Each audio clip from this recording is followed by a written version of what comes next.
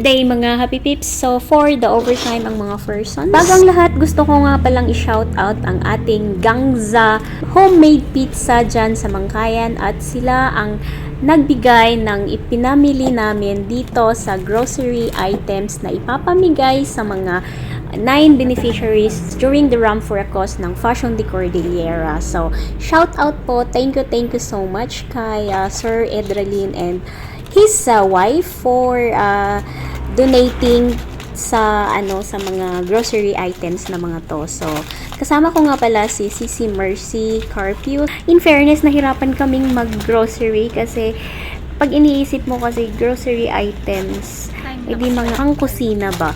Pero since ang ating mga beneficiaries ay may mga karamdaman, so nahirapan kaming mamili. So, ang binili namin is like oils, mga pangkusina, mga salt, mga milk, Milo, and we have the essentials na napapanahon ngayon. We have the mask and alcohols.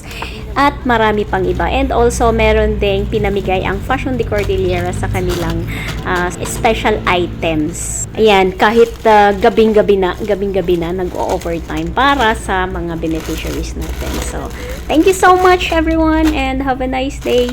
Always be kind. See you around. Mwah!